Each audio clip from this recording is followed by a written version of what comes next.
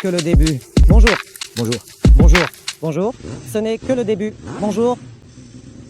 Je vous salue, Boa vous salue dans le magnifique décor de la nature portugaise. Nous sommes sur un tout nouveau circuit, inauguré il y a à peine un instant. Un circuit qui a été construit pour tester cette moto ou peut-être l'inverse. Mais cette moto convient parfaitement à ce circuit. Et en ce qui concerne la moto, eh bien, un peu de nostalgie. De ma part, mais je me souviens bien, quand j'avais 14 ans, je suis entré dans l'un des hypermarchés, l'un des rares à l'époque, mais pas si nombreux.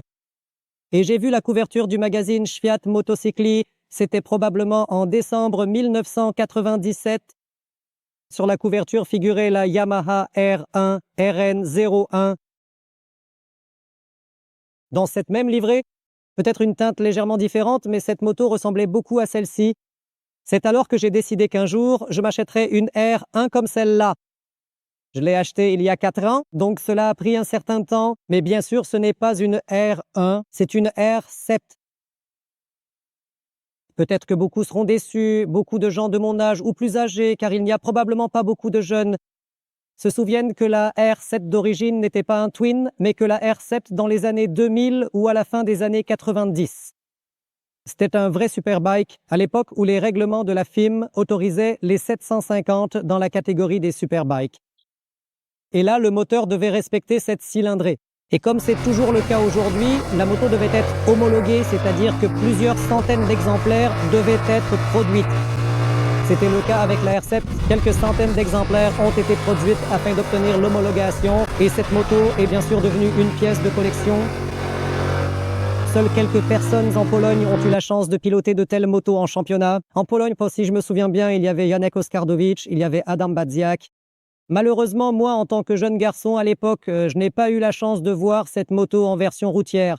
Mais cette moto n'est certainement pas moins belle. Et bien sûr, les goûts ne se discutent pas, mais pour moi, personnellement, Yamaha a vraiment fait un travail incroyable ici, aussi bien dans la version bleue, disons classique, que dans cette version-ci. En quelque sorte, pour couronner les 70 ans de Yamaha, à mon avis, elle est vraiment belle. Je ne veux pas vous parler des différences par rapport au modèle précédent parce que, pour être honnête, je ne m'en souviens pas très bien. J'ai eu l'occasion de rouler sur un circuit à Poznań avec une R7 comme celle-ci. Je me souviens d'une chose et en fait, c'est très similaire. La R7 n'a pas été un coup de foudre pour moi, ni au premier regard, ni au premier tour, car je me rappelle avoir eu besoin de quelques tours avant que je comprenne cette moto et qu'elle commence à me procurer du plaisir. Cependant, je pense que même ce vieux modèle, l'ancien, le précédent, s'en sortirait bien mieux ici, car le circuit de Poznań est peut-être même un peu trop rapide pour ce type de motos.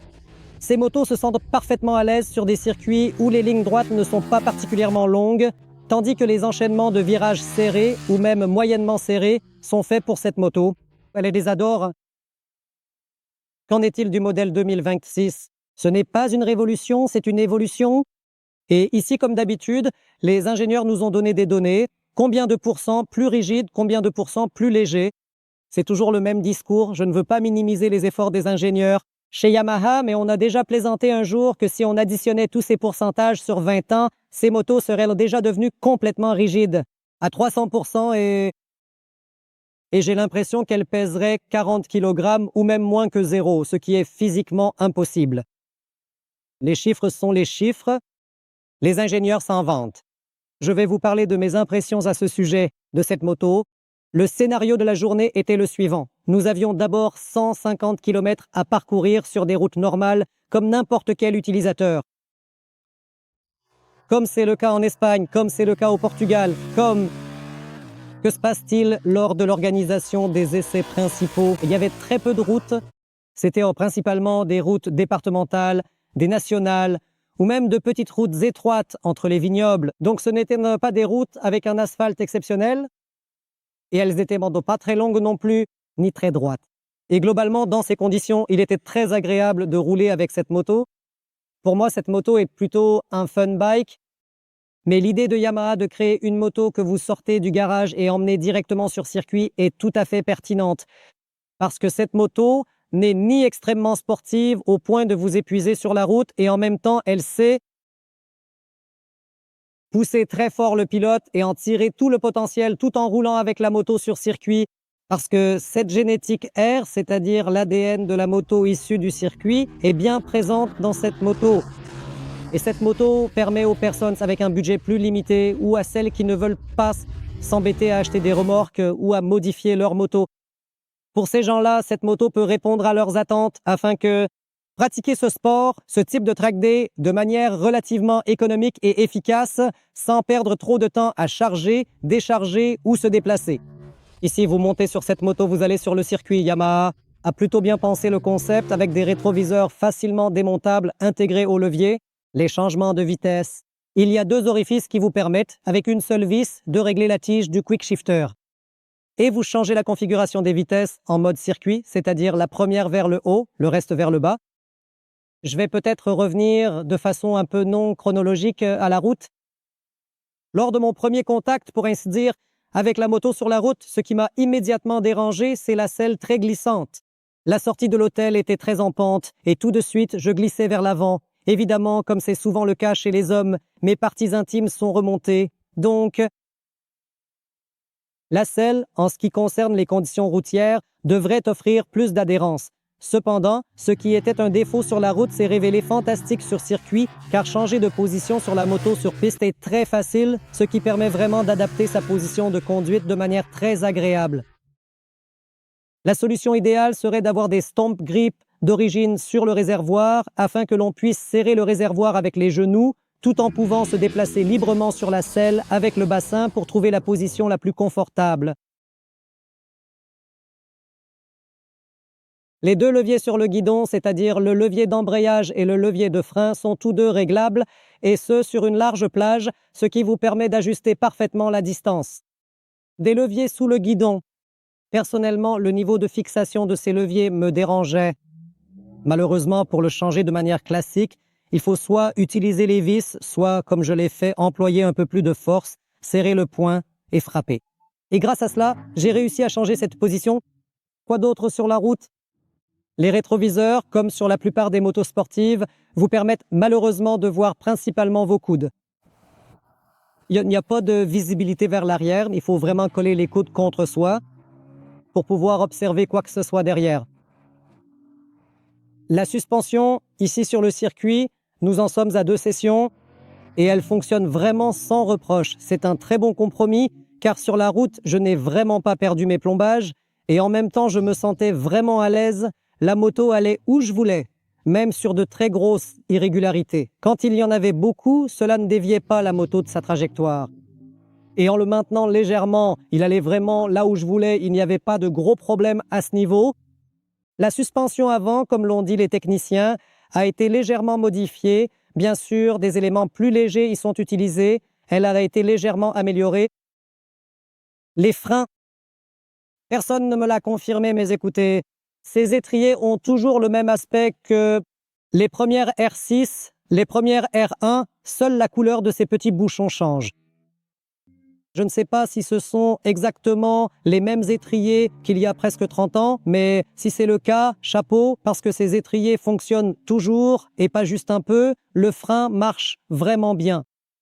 Bien sûr, il y a eu beaucoup de changements, comme le disent les ingénieurs.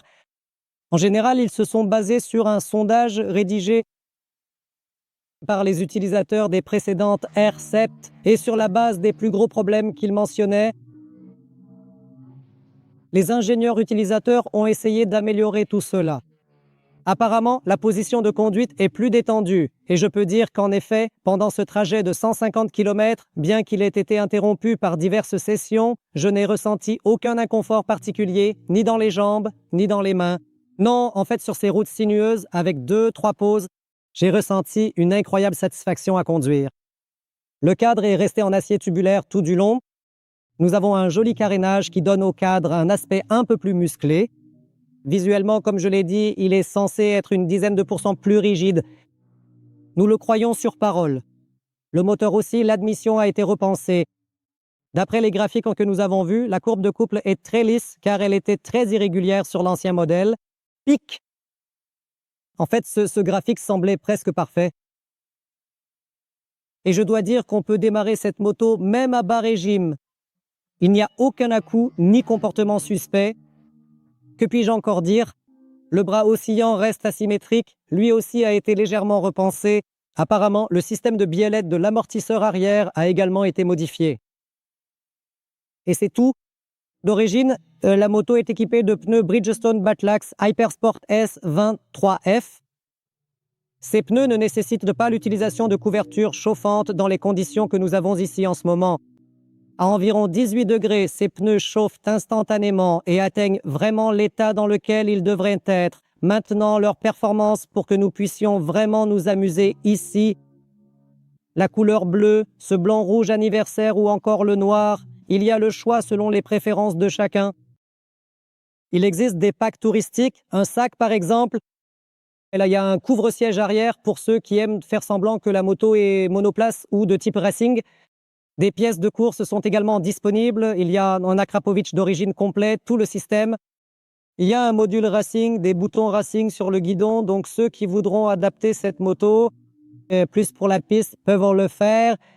Comme je l'ai mentionné, j'ai déjà fait 2 sessions, il m'en reste encore une et j'ai vraiment hâte car les sensations sont incroyables. Je termine donc, je dois m'habiller. Le test complet sera dans le magazine. Je vous salue, à bientôt.